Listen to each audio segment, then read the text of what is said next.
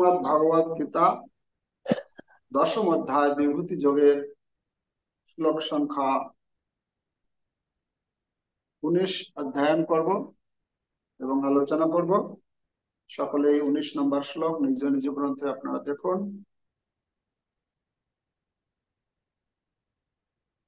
শ্রী ভগবান উবাচ হন্ততে কথয়স্যামি দিব্যা হি আত্মবিভূতয়ঃ প্রাধান্যতঃ কুরু শ্রেষ্ঠ নাস্ত্যন্ত বিস্তরস্য মে। শ্লোকের অনুবাদ এবং তাৎপর্য শ্রীল প্রভুপাদের দ্বারা শ্রীল প্রভুপাদ কি জয়। অনুবাদ। পরমেশ্বর ভগবান বললেন, হে কুরুশ্রেষ্ঠ, হ্যাঁ, আমি তোমার দিব্য প্রধান প্রধান বিভূতি সমূহ তোমাকে আমি আমার দিব্য প্রধান প্রধান বিভূতি সমূহ তোমাকে বলবো, যেহেতু আমার বিভূতি সমূহ অন্তহীন। এখানে অর্জুন ভগবান শ্রীকৃষ্ণকে আমরা শ্রবণ করেছি। ভগবান শ্রীকৃষ্ণকে বিগত কত নম্বর শ্লোক থেকে 11-12 নম্বর শ্লোক থেকে পরপর অর্জুন বলছিলেন ভগবানকে তিনি ভগবান রূপে গ্রহণ করেছেন এবং সেই সম্বন্ধে কয়েকটি শ্লোক বলেছেন। তারপর ভগবানের বিভূতি, ভগবানের কথা যে অমৃত তুল্য, কেন ভগবানের কাছ থেকে ইতিপূর্বে অর্জুন দ্বিতীয় অধ্যায় থেকে শুরু করে নবম অধ্যায় পর্যন্ত শ্রবণ করেছেন। তো ভগবানের কথা তাকে এতটাই ভালো লাগছে, এতটাই ভালো লাগছে যে গত শ্লোকে আমরা পেয়েছিলাম, সেখানে বলছেন যে আপনি আপনার বিভূতির কথা বলুন, পুনরায় বলুন, আরো বলুন, আরো বলুন, আমি তৃপ্ত হতে পারছি না। কেন আপনার যে এই উপদেশামৃত, এই উপদেশ ভগবানের উপদেশকে অমৃতের সঙ্গে তুলনা করা হচ্ছে। তো আপনারা গতকাল অধ্যয়ন করেছিলেন যে ভগবানের কথা হচ্ছে কি অমৃত, অমৃতের সঙ্গে তুলনা করা হয়েছে। অমৃতের সঙ্গে কেন তুলনা করা হয়েছে? ভগবানের কথা অমৃত, আর এই জগতে আমরা জানি দেবতারা যে পান করেন অমৃত, সেটাও অমৃত। ভগবানের কথা অমৃত আর দেবতাদের যে অমৃত, পার্থক্য কি? পার্থক্য তুলনা করা হয়েছে। দেবতারা সেই সমস্ত অমৃত রস পান করে তারা অমর হয়ে যায়, কিন্তু অমর হলেও আমরা দেখি ব্রহ্মার একদিনে 14 জন ইন্দ্র জন্ম হয় মরে যায়। তার মানে সে আবার কি রকম অমৃত হলো? অমৃত মানে কি? অমৃত মানে মৃত্যু হবে না। তাহলে দেবতারা যে অমৃত পান করে, তাহলে দেবতারা তো মরে যাচ্ছে দেখা যাচ্ছে। অত চতুরা নন মরি মরি যাও তো। হ্যাঁ, বিদ্যাপতি গিয়েছেন। তো এই দেবতাদের অমৃত আর ভগবানের কথা রূপ অমৃত, ভাগবত অমৃত, এর পার্থক্য কিরকম? না, একবারকার ঘটনা, যখন সুখদেব গোস্বামী পরীক্ষিত মহারাজকে তিনি ভাগবত কথা শ্রবণ করাবেন, সব প্রস্তুতি হয়ে গেছে, দেবতারা তখন খবর পেয়েছেন যে এইরকম ভাগবত অমৃত পান করাবেন সুখদেব গোস্বামী পরীক্ষিত মহারাজ। কেন পান করাবেন না? পরীক্ষিত মহারাজ 7 দিনের মধ্যে তার মৃত্যু হবে, তাই তিনি ভাগবত কথা, ভাগবত সপ্তাহ শ্রবণ করার জন্য বসেছে। দেবতারা অমৃতের কলস নিয়ে এসেছে। কলস নিয়ে এসে এই পরীক্ষিত মহারাজকে যে শোনাবেন ভাগবত কথা, সুখদেব গোস্বামীকে এসে প্রণাম করে বলছেন, হে সুখদেব গোস্বামী, আপনি এক কাজ করুন, এই পরীক্ষিতকে আপনি এই অমৃত পান করিয়ে দিন, যার ফলে সে আর মরবে না। তার যে মৃত্যু হবে, যে অভিশাপ পেয়েছে, আর মৃত্যু হবে না। আর তার পরিবর্তে আপনি আমাদেরকে ভাগবত কথা শ্রবণ করান। এই কথা যখনই বলেছেন, তখনই সুখদেব গোস্বামী বলছেন যে এই বিজাতীয়, এই যে দেবতাদেরকে এখান থেকে ইমিডিয়েট এই সভা থেকে বের করে দেওয়া হোক। কেন না, এরা এই স্বর্গের যে অমৃত, এই অমৃত কার সঙ্গে তুলনা করছে? এই ভাগবত মানে ভগবানের কথারূপ অমৃতের সঙ্গে তুলনা করছে। ঠিক যেরকম একজন অজ্ঞ ব্যক্তি, মূঢ় ব্যক্তি এই কাচের টুকরো আর অতি মূল্যবান রত্ন, হীরা এক বলে মনে, তো মূল্যবান হীরা আর কোথায় কাচের টুকরো, যদি কেউ সমান মনে করে তাহলে কি হবে? সে তার কোনো গুরুত্ব জানে না, বোঝে না। তাই বলছেন যে এদেরকে ইমিডিয়েট এখান থেকে বের করে দেওয়া হোক। এরা এই ভাগবত কথা শ্রবণের অধিকারী নয়। তো আর ভাগবত কথা শোনালেন না। কেন? সেই অমৃত, ভাগবত কথারূপ অমৃত ভক্ত যখন আস্বাদন করে, তার জন্ম মৃত্যুর যে সমস্যা, সেটা সম্পূর্ণরূপে নষ্ট হয়ে যায়, এবং সেই জীব অন্তর থেকে এবং বাইরে থেকে তিনি মহা সুখ অনুভব করেন, এবং সেই সুখের উত্তরোত্তর বৃদ্ধি হতে থাকে। তাই এই অমৃত অমৃত পান করার জন্য অর্জুন কৃষ্ণকে বলছেন, হ্যাঁ, আমি তৃপ্ত হচ্ছি না, আপনি আমাকে সেই আপনার উপদেশামৃত আপনি পান করাতে থাকুন। আহ একটা ঘটনা আছে, এক সময় ব্রহ্মাজি ব্রহ্মলোকে যখন তিনি শুনলেন যে এই ভাগবত কথামৃত, এই কৃষ্ণ কথামৃত যদি শ্রবণ করে, তাহলে পরীক্ষিত মহারাজ কি হবে? বৈকুণ্ঠ লোকে চলে যাবে। না, মানে পরীক্ষিত মহারাজ চলে গেছেন, তারপরে ঘটনা। পরীক্ষিত মহারাজ যখন চলে গেছেন, কি করে চলে গেছেন? না, এই কৃষ্ণ কথা শুধু শ্রবণ করার মাধ্যমে, আর কোনো কিছু করেনি। ব্রহ্মাজি অবাক হয়ে গেল, এটা কি করে হয়? শুধু 7 দিন এই কথা শুনেই ব্যাস সে বৈকুণ্ঠ ধাম, ভগবত ধামে যাওয়ার যোগ্যতা অর্জন করলো। তো তখন তিনি কি করেছেন, তা মানে দাড়ি পাল্লায় একদিকে একদিকে কি করেছেন, যত পন্থা আছে, যত ভগবানকে লাভ করার যত পন্থা আছে, সমস্ত গুলোকে কি করেছেন, একদিকে তুলে দিয়েছেন।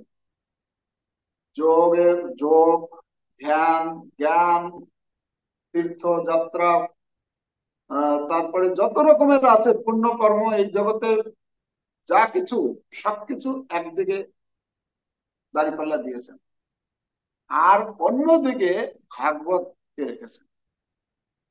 তো দেখছেন যে ভাগবতের পাল্লা এমন হয়ে আছে যে ওই যতই এদিকে চাপাচ্ছে আর কোনো কিছুতেই ফেলছে না, মানে নড়ছে না। কেন ভাগবত এত ভারী কি করে হলো? না, যেহেতু সেখানে ভগবানের কথা, ভগবানের কথামৃতে পরিপূর্ণ, তাই এই জগতের যা কিছু পন্থা, যা কিছু বিষয়, যা কিছু রয়েছে সবকিছুই এই ভগবানের কথামৃতের তুলনা হয় না। তো যাই হোক, সেই অমৃত শ্রবণ করার জন্য আহ অর্জুন ভগবান শ্রীকৃষ্ণকে বলছেন যে আপনি বলতে থাকুন, আমি পান করতে থাকি, আমার তৃপ্তি হচ্ছে না। হম তো আজকের শ্লোকের তাৎপর্য করছি। কি অমৃত দিচ্ছেন ভগবান দেখি। তাৎপর্য: ভগবান শ্রীকৃষ্ণের মহত্ব ও তার বিভূতি উপলব্ধি করা সম্ভব নয়। স্বতন্ত্র জীবাত্মার ইন্দ্রিয়গুলি সীমিত এবং তা দিয়ে শ্রীকৃষ্ণের বিষয়ে পূর্ণরূপে জানা যায় না। তবুও ভক্তেরা শ্রীকৃষ্ণকে জানতে চেষ্টা করেন, কিন্তু তাদের সেই প্রয়াস এমন নয় যে কোনো বিশেষ সময়ে অথবা জীবনের কোনো বিশেষ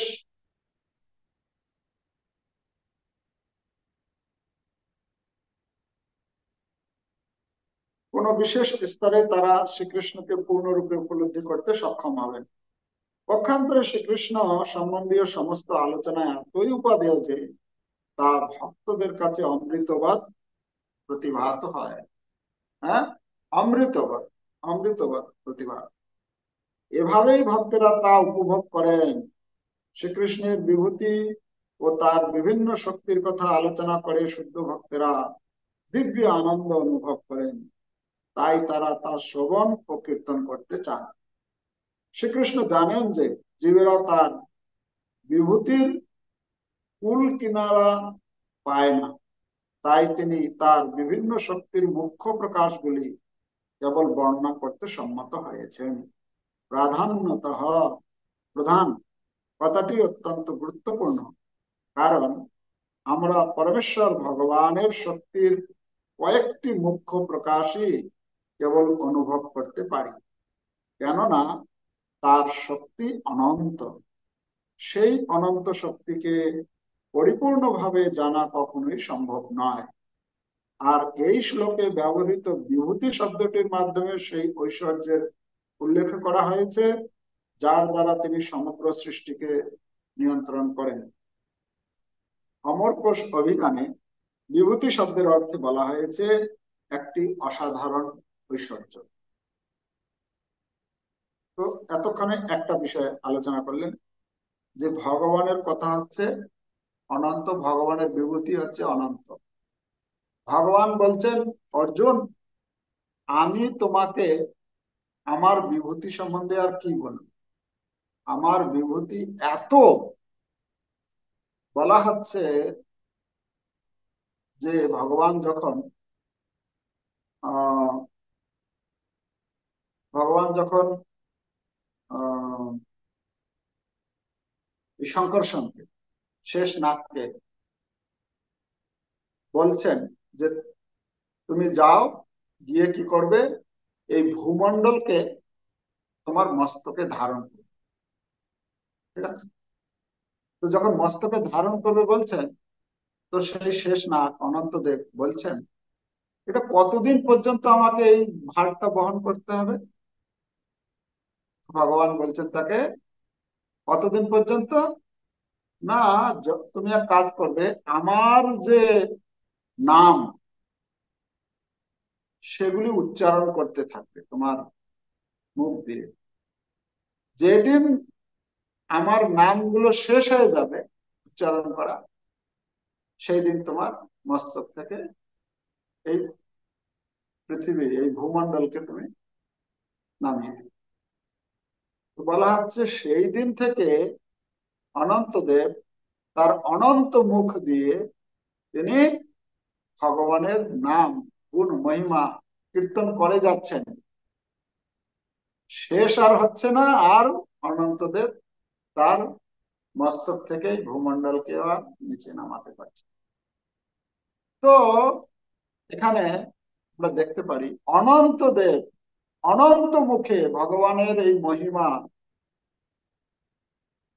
কীর্তন করে শেষ করতে পারছেন না। তাহলে কত মহিমা আছে। তো ভগবান কৃষ্ণ অর্জুনকে বলছেন যে তুমি আমার এই যে বিভূতি যে জানতে চাইছো, তুমি কতটা বলবো, আমার তো এই বিভূতির তো শেষ নেই।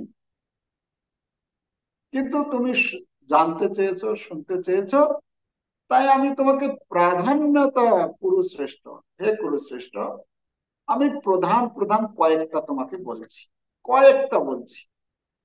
এর তো অন্ত নেই। অনন্ত অনন্ত দেব অনন্তকাল ধরে অনন্ত মুখ দিয়ে ভগবানের এই মহিমা, এই বিভূতি বর্ণন করছেন, তবুও শেষ হচ্ছে না। তো তাই আমি তোমাকে কি বলবো, প্রধান প্রধান কয়েকটি তোমাকে বলবো। প্রাধান্যত পুরুষ কেন বলছে। তো তারপরে পরের অংশ, নির্বিশেষবাদীরা অথবা সবিশেষবাদীরা পরমেশ্বর ভগবানের অসাধারণ বিভূতি বা তার দিব্য শক্তির প্রকাশ উপলব্ধি করতে পারে না। দুজনের নাম উচ্চারণ করেছেন এখানে, নির্বিশেষবাদী আর সর্বেশ্বরবাদী। সর্বেশ্বরবাদী আর নির্বিশেষবাদী, এখানে দুইজনের কথা বলছেন। নির্বিশেষবাদী কারা? নির্বিশেষবাদী হচ্ছে তারা যারা ভগবানকে, ভগবান হচ্ছে নিরাকার, ভগবানের কোনো আকার নেই, এটা মানে আসলে ভগবান হচ্ছেন একটা শক্তি, ভগবানের আসলে কোনো রূপ নেই। যদিও তিনি কখনো কখনো রূপ নিয়ে আসেন, এটা হচ্ছে মাইক রূপ এই জগতের। কিন্তু তিনি যখন আবার যখন এই রূপটা ত্যাগ করে দেন, তিনি তার অরিজিনাল, তার মূল অবস্থা নিরাকারে আবার ফিরে যান। এটা হচ্ছে নিরাকার হয়। যদি নিরাকার হয় ভগবান, তো নিরাকার যদি হয় সেখানে তো কোনো গুণের কোনো প্রশ্নই নেই, কেন তার তো আকারেই নেই। ব্যক্তি যদি নেই তাহলে তার গুণের কি প্রসঙ্গ আসতে পারে, তার গুণের কোনো কথাই নেই। তো তাই তারা এই ভগবানের গুণ, ভগবানের যে লীলা, ভগবানের যে বিভূতি এত রয়েছে, তাই তারা এর থেকে বঞ্চিত হয়। কেন? তারা বলে ভগবান নিরাকার। ভগবান নিরাকার মানে ভগবান খায় না, ভগবান কিছু করে না, কিছু দেখে না কাউকে, কিছু তার সঙ্গে তো কোনো আদান প্রদানের কোনো প্রশ্নই নেই। তো তারা বঞ্চিত হয়ে যায় এই আনন্দ থেকে। যে আনন্দ অর্জুন এখানে পাচ্ছে, বলছে আমি তৃপ্ত হতে পারছি না, আপনি আরো বলুন, আরো বলুন, আরো বলুন, বলতে থাকুন। আপনারা প্রতিদিন শুনছেন, হ্যাঁ, প্রতিদিন আমরা অধ্যয়ন করছি, তাও মনে হচ্ছে যেন না, খুব ভালো লাগছে। এটা স্বাভাবিক, যে যত প্রশ্ন কথায় বুঝতে পারবে, যে যতটাই আহ এগোবে, তার তত আরো আনন্দ, তার তত আরো আগ্রহ বর্ধিত হবে, কমবে না। এরকম মনে হবে না আরে ঠিক হয়েছে, অনেক করেছি আর। এই এইরকম মনোভাবটা কখন আসবে? যদি আমরা ভালো মনোযোগ সহকারে না শ্রবণ করি, অধ্যয়ন না করে থাকি, তখন এরকম মনে হবে না না ঠিক আছে, অনেক করেছি। যেরকম আমরা যখন ভক্ত ছিলাম না, তখন কি হতো, আমরা অনেক জানি। হ্যাঁ, কেউ যদি আমার সামনে আসতো, আরে আমি কম জানি না, আমি অনেক জানি। তারপরে যখন যোগদান করলাম, যুক্ত হলাম, তারপরে দেখছি যে না, একটু কম জানি। তারপরে যত দিন যাচ্ছে তত মনে হচ্ছে যে না, আরে বাবা আমি তো কিছুই জানি না, কত কিছু জানার বিষয় আছে। হ্যাঁ, তো মানে হিসাবটা উল্টো দিকে আছে, যত জানা যাবে তত মনে হবে যে আমি কিছুই জানি। আর যত কম জানি তত মনে হবে যে না, আমি সব জানতা হ্যাঁ। হ্যাঁ, এটা মনে হয়। তো এখানে সেই কথা বলছেন, এখানে বলছেন নির্বিশেষবাদীরা তারা জানে না, তারা নিরাকার বলে মনে করে। আর দ্বিতীয় ব্যক্তি কার নাম বলেছেন? সর্বেশ্বরবাদী। সর্বেশ্বরবাদী কারা? সর্ব ঈশ্বর, মানে সবাই ঈশ্বর, সমস্ত জীব হচ্ছে ভগবান, সম্মুখে তোমার যত আছে সবাই ভগবান, তুমি কোথায় খুঁজে বেড়াচ্ছ? হ্যাঁ, সবাই ঈশ্বর। এই যারা এরকম মনে করছে তারা তো ভগবানের গুণ, কেন সবাই তো ভগবান, তাহলে ভগবানের আর স্পেশালিটি কি মানে কি থাকে? তাহলে তো ভগবানের আর আলাদা কোনো গুণের কোনো প্রশ্ন নেই। কেন সবাই ভগবান, সবার মধ্যে যা আছে তাই আমরা যেটা সবাই একাকার সব। তো তারা এই আনন্দ থেকে বঞ্চিত হয়ে যায়। ভগবানের যে বিভূতি, ভগবানের যে গুণ, ভগবানের যে রূপ, ভগবানের লীলা, যে সম্পূর্ণ এই জড়জগতের বস্তু বিষয় থেকে সম্পূর্ণ ভিন্ন, সেটাকে বলা হচ্ছে কি?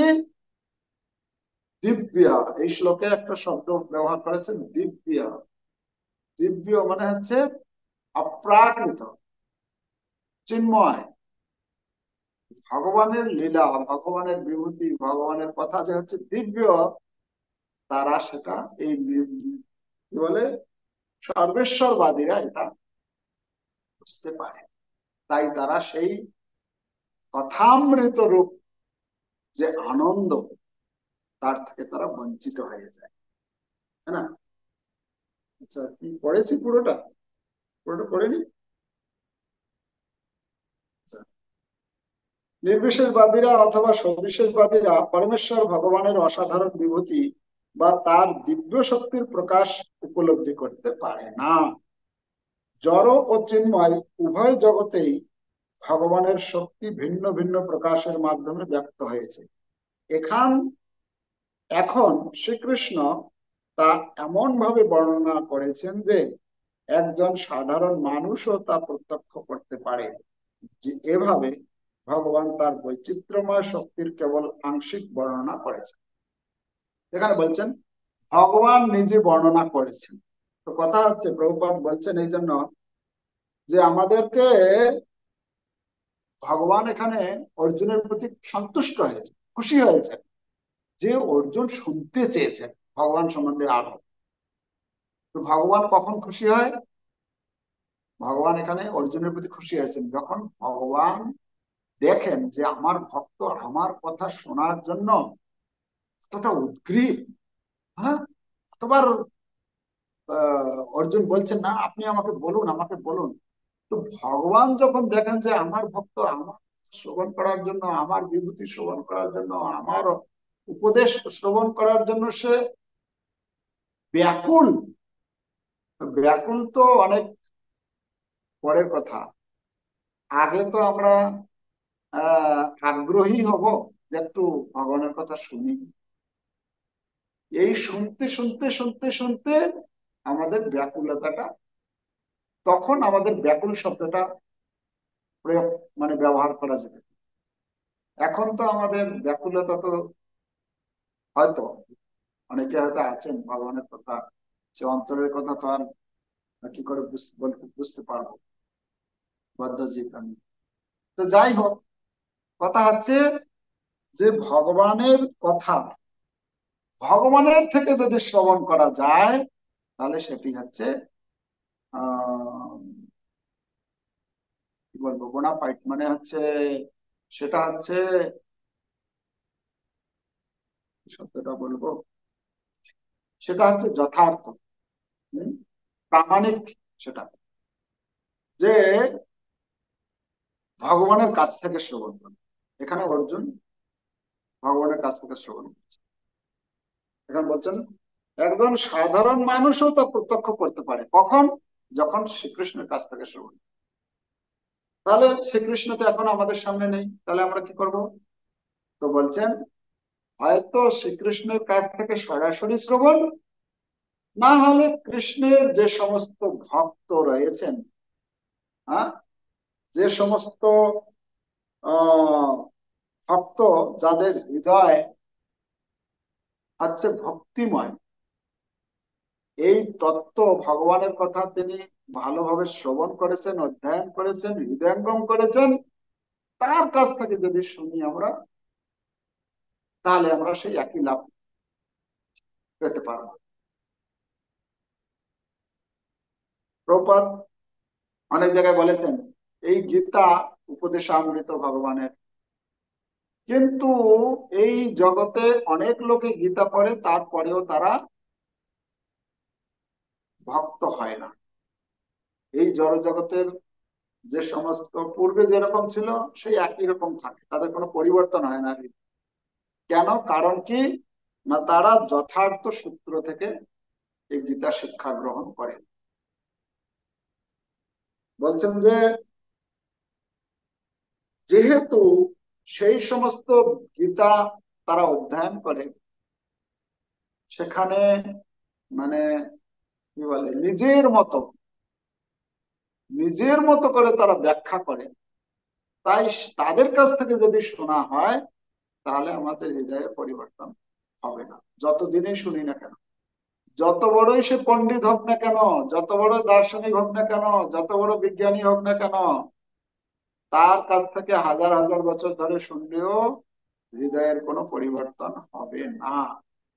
তাই আমাদেরকে কি করতে হবে? ভক্তের কাছে শ্রবণ করতে হবে।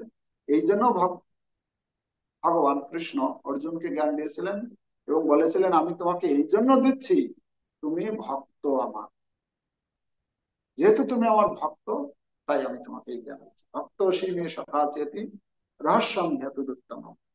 তো যাই হোক, তো ভগবত গীতা তার কাছ থেকে শ্রবণ করতে হবে, হ্যাঁ, যিনি যথার্থ সূত্র থেকে শ্রবণ করেছেন। আচ্ছা, তারপরে যদি আলোচনা করি আমরা, এখানে বলা হচ্ছে প্রভুপাদ তাৎপর্যের শুরুতেই বলছেন যে আমাদের ইন্দ্রিয়গুলো যেহেতু হচ্ছে সীমিত, তাই আমরা ভগবান শ্রীকৃষ্ণের বিষয়ে পূর্ণরূপে জানতে পারবো না, মানে জানা যায় না। তবুও ভক্তরা চেষ্টা করে। তাহলে যদি জানাই না যায় তাহলে কেন চেষ্টা করেন? তো উদাহরণ দেয়া হচ্ছে যে ঠিক যেরকম জীব আর ভগবানের এই কথার মধ্যে, ভগবান সম্বন্ধে যদি আমরা তুলনা করি, কিরকম? আমরা তো মশা দেখেছি সবাই। মশা, মশা দেখেছেন তো সবাই? মশা কামড়ায় তো, মশা দেখেছি। একটা মশা যদি চিন্তা করে সাগরে গিয়ে, এই যে সাগরে কতটা গভীরতা আছে, পারবে? একটা মশার পক্ষে এটা কি কোনোদিন সম্ভব হবে যে সাগরের গভীরতাটা কতটা আছে আমি একটু দেখি তো? অনেক, কত বছর ধরে যদি রিসার্চ করে সে, অনেক কিছু প্রচেষ্টা চালিয়ে যায়, সে জানতে পারবে? মশার তো দূরের কথা, আমরাই জানতে পারছি না। তো একজন মশার পক্ষে যেরকম সমুদ্রের গভীরতা সম্বন্ধে জানাটা একেবারেই অসম্ভব, তেমনি আমাদের মতো বদ্ধজীবদের পক্ষে ভগবানের পার, মানে ভগবানের লীলা, ভগবানের বিভূতি সম্বন্ধে জানাটা, যদি মনে করি যে না আমি সব ভগবান সম্বন্ধে জানবো, মানে ভগবানের গুণ, ভগবানের লীলা কি আছে, কতটা গভীর, তো ঠিক এটা কিরকম হবে? একটা মশার পক্ষে এই সাগরের গভীরতা মাপার মতো। আচ্ছা, প্রভুপাদ বলছেন এখানে যদিও সে জানতে পারে না, জানতে জানা যায় না, তবুও ভক্তরা শ্রীকৃষ্ণকে জানতে চেষ্টা করে, তারপরেও জানার চেষ্টা করে। কিরকম? ঠিক যেরকম আকাশ রয়েছে, আকাশ কত বড়, আকাশে আমরা পাখিদেরকে উঠতে দেখি।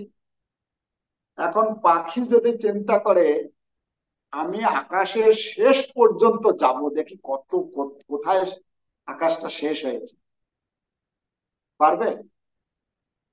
কখনো সম্ভব না। কিন্তু পাখি কি ওইটা কখনো চিন্তা করে যে আমি আকাশের শেষটা দেখবো? পাখি কি করে, তার যতটুকু ক্ষমতা ততটুকু পর্যন্ত উড়ে ওতে সে আনন্দ লাভ করে, তাই না? কেউ কোনো পাখি হয়তো এক ডাল থেকে আর এক ডাল পর্যন্ত উড়াউড়ি করতে পারে, পরে সে আনন্দ উপভোগ করে। কেউ হয়তো এক জায়গা থেকে আরেক জায়গা, কেউ হয়তো যেরকম আমরা কিছু কিছু পাখি দেখি অনেক উপরে উঠছে, সে অনেকক্ষণ ধরে দেখা যাচ্ছে হয়তো কোনোদিন সারাদিন শুধু ঘুরে বেড়াচ্ছে, সে আনন্দ উপভোগ করছে। কোনো কোনো পাখি আছে এক এক এক দেশ থেকে আরেক দেশে যাচ্ছে, কোনো পাখি আছে এক ব্রহ্মাণ্ড থেকে আরেক ব্রহ্মাণ্ডে ইত্যাদি। তো পাখি ওই চিন্তা করে না যে কত বড় আকাশ আমি সেটাকে দেখবো, সে যতটুকু তার ক্ষমতা অনুসারে উড়ে সে আনন্দ উপভোগ করে। তেমনি ভগবানের ভক্তরা, তারা ওইসব চিন্তা করে না যে কত বিভূতি আছে আমি একটু জানবো, না। ভক্ত কি করে, যতটুকু তার ক্ষমতা সেই ক্ষমতা অনুসারে ভগবানের কথা শ্রবণ কীর্তন করে, সে আনন্দ উপভোগ। ওই টেনশন করে না যে কত বড় আছে কি আছে নেই, না। মুখ্য হচ্ছে যে তার ক্ষমতা অনুসারে সে আনন্দ উপভোগ করে থাকে। তো এটা হচ্ছে দ্বিতীয় উদাহরণ যে আমরা আলোচনা করলাম, যে ভক্তরা তবুও চেষ্টা করেন। শিল প্রভুপাদ বলছেন ভক্তরা তবুও ভক্তরা শ্রীকৃষ্ণকে জানতে চেষ্টা করেন, কিন্তু তাদের সেই প্রয়াস এমন নয় যে কোনো বিশেষ সময়ে অথবা জীবনের কোনো বিশেষ স্তরে তারা শ্রীকৃষ্ণকে পূর্ণরূপে উপলব্ধি করতে সক্ষম হবেন। পক্ষান্তরে শ্রীকৃষ্ণ সম্বন্ধীয় সমস্ত আলোচনা এতই উপাদেয় যে তা ভক্তদের কাছে অমৃতবাদ প্রতিভাত হয়, সে আনন্দ আনন্দ উপভোগ করে, ভগবানের কথা শ্রবণ করে। তুষ্যন্তি চ রমন্তি চ। হ্যাঁ, ভক্ত। আর আর একটা কথা আছে যে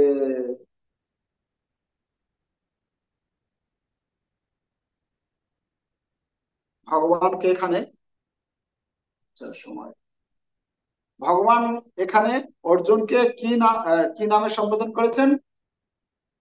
কুরুশ্রেষ্ঠ। কুরুশ্রেষ্ঠ বলে যে প্রাধান্যত কুরুশ্রেষ্ঠ নাস্ত্যন্ত বিস্তারস্য মে। আমার বিভূতির শেষ নেই, হে কুরুশ্রেষ্ঠ, আমি তোমাকে প্রধান প্রদান করি। তো কুরুশ্রেষ্ঠ নামে সম্বোধন করেছেন কেন? এই কুরু বংশ যে রয়েছে, কুরু বংশের মধ্যে সব থেকে শ্রেষ্ঠ হচ্ছেন অর্জুন। অর্জুনকে কেন এখানে কুরুশ্রেষ্ঠ বলা হচ্ছে? না, অর্জুনের এরকম এরকম কিছু কার্যকলাপের মাধ্যমে অর্জুনকে শ্রেষ্ঠ বলে অর্জুন পরিচিত হয়েছে। কি কি করেছেন অর্জুন? যেরকম আমরা দেখি, অর্জুন যে অর্জুন এরকম ভক্ত ছিলেন, কৃষ্ণকে ছাড়া অর্জুনকে মনে হতো যেন আমার এই জগৎটা শূন্য। শূন্যায়তম জগৎ সর্বম গোবিন্দ বিরহেন। অর্জুনের এরকম অবস্থা, মানে কৃষ্ণ ছাড়া এক মুহূর্ত তার ভালো লাগতো না। কিরকম তাহলে ছিলেন অর্জুন, এখান থেকে আমরা অনুমান করতে পারি। দ্বিতীয়ত আমরা দেখতে পারি যে কুরুশ্রেষ্ঠ যে দ্রৌপদীর দ্রুপদ রাজা যখন দ্রৌপদীর স্বয়ংবর সভা করলেন, সেখানে সেই আহ সেখানে সেই কি বলে, নিচে একটা পাত্র রেখে তার মধ্যে তেল ভর্তি করে, উপরে সেই চক্র, সেখানে মৎস্য একটা ঘুরতে থাকবে, তার চক্ষুকে এই তীর বিদ্ধ করতে হবে নিচের দিকে তাকিয়ে। তা এরকম কাজ, এটা সাধারণ কোনো মানুষের পক্ষে সম্ভব। ভগবানের কৃপায় অর্জুন এই কাজ করতে সমর্থ, তাই তাকে বলা হচ্ছে কুরুশ্রেষ্ঠ। হম, লক্ষ্যভেদ করেছিলেন, আর সেই লক্ষ্যভেদ করে দ্রৌপদীকে তিনি লাভ করেছেন। হ্যাঁ না? তো তৃতীয় হচ্ছে, সরি, তৃতীয় হচ্ছে কি, তৃতীয় কুরুশ্রেষ্ঠ কেন না, এই যখন ভগবান শ্রীকৃষ্ণ আর অর্জুন এক সময় যমুনার তীরে গিয়েছেন, তো সেখানে ওই কি বলে অগ্নিদেব এসছেন। অগ্নিদেব একবার একজন ব্রাহ্মণ বেশে এসেছে। অগ্নিদেব কি হয়েছে, অনেক দিন যাবত মুনি ঋষিগণ এই সোহা সোহা যজ্ঞ করতে করতে এত ঘি খাইয়েছে, অগ্নিদেবের কি হয়ে গেছে, বেশি ঘি খেলে কি হবে, অগ্নিমন্দা হয়ে গেছে। অগ্নিদেবের অগ্নিমন্দা হয়ে গেছে, মানে কিছু আর খেতে পাচ্ছে না, ক্ষুধা লাগছে না। আহ ক্ষুধা লাগলে না লাগলে কেমন হয়, অনুভব আছে আশা করি আপনাদের।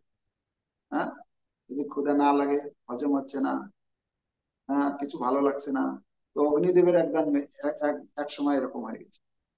তো অগ্নিদেবকে উপদেশ করা হয়েছিল যে আপনি যদি এই একটা বন আছে খান্ডব বন, এই খান্ডব বনটা যদি আপনি, ওই খান্ডব বনের মধ্যে অনেক ভেষজ, মানে অনেক জড়িবুটি আছে, অনেক পশু পাখি, অনেক কিছু সবকিছু আছে।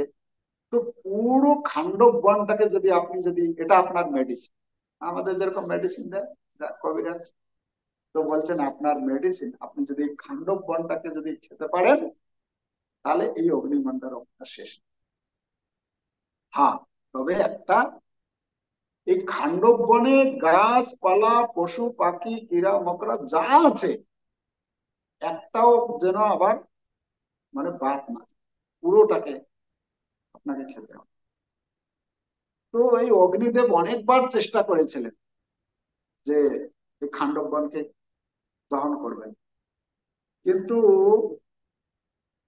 কিছুতে পারেননি। যখনই আগুন লাগায় শুরু করে, তখনই হয়তো সব পশু পাখিরা সব পালিয়ে যায়, বা ওখানে যে ছিল কি বলে ময়দানব, যে ছিল ইন্দ্রের সঙ্গে তার বন্ধুত্ব, এরকম আরো কিছু প্রাণী ছিল যারা দেবতাদের সঙ্গে তাদের ভালো আহ সম্বন্ধ ছিল, ও দেবতারা এসে তাকে সাহায্য করে। আর যার ফলে বলা হচ্ছে ইন্দ্র আসতো, ইন্দ্র এসে জল দিয়ে দিত, অগ্নি নিভে যেত। তো এই ভগবান শ্রীকৃষ্ণ তখন বললেন যে, ভগবান শ্রীকৃষ্ণ আর অর্জুন বসে আছেন, ব্রাহ্মণ বেশে গিয়েছেন, সেই অগ্নিদেব গিয়ে বলছেন আমি আপনার সাহায্য চাই। কি সাহায্য, না আমার জীবন রক্ষা করার জন্য আপনি আমাকে সাহায্য, আমি এরকম অবস্থায় থাকলে মরে যাব, তা আমার এই রোগ নিবারণের জন্য এই খান্ডব বনকে দহন করে। তো তখন অর্জুনকে ভগবান শ্রীকৃষ্ণ বললেন ঠিক আছে, অর্জুন সাহায্য করলেন। তো অর্জুন তখন সাহায্য করলেন। দেখা গেছে সেখানে সেই খান্ডব বন যখন দহন করছিলেন, তখন ইন্দ্র এসে সেই আকাশ গঙ্গা সেই জল এমন ভাবে দিচ্ছিল যাতে অগ্নি নিভে যায়। আর অর্জুন কি করেছে, তার বাণের দ্বারা এমন করে দিয়েছে, সেই জল পড়ার আগেই সে শুকিয়ে যেত, বা সেই খান্ডব বনের মধ্যে এক ফোঁটা জল পড়তে দিত না। তো এভাবে অর্জুন এরকম অসাধারণ কার্য সম্পাদন করেছেন, তাই তাকে এখানে কুরুশ্রেষ্ঠ বলে ভগবান শ্রীকৃষ্ণ সম্বোধন করেছেন। আর একটা কুরুশ্রেষ্ঠের আহ আমরা দেখতে পাই যে অর্জুন ছিলেন শ্রীকৃষ্ণের অত্যন্ত ঘনিষ্ঠ মিত্র। কুরু বংশের মধ্যে একজন যিনি হচ্ছেন অর্জুন ভগবান শ্রীকৃষ্ণের সঙ্গে একদম ঘনিষ্ঠ। তো ইত্যাদি অর্জুনের এই সমস্ত কার্যকলাপের মাধ্যমে ভগবান এখানে অর্জুনকে কুরুশ্রেষ্ঠ বলে সম্বোধন করেছেন। তো আজকের শ্লোকের যে আমরা বিষয়ে আলোচনা করলাম, এখানে ভগবান শ্রীকৃষ্ণ বলছেন, হে কুরুশ্রেষ্ঠ, আমার বিভূতির অন্ত নেই, আর এটা জেনে কখনো শেষ করতে পারবে না। তো আমি তোমাকে মুখ্য মুখ্য কয়েকটি বিভূতির কথা তোমাকে বলবো, তা তুমি শ্রবণ করো। হরে কৃষ্ণ কৃষ্ণ কৃষ্ণ হরে হরে, হরে রাম রাম রাম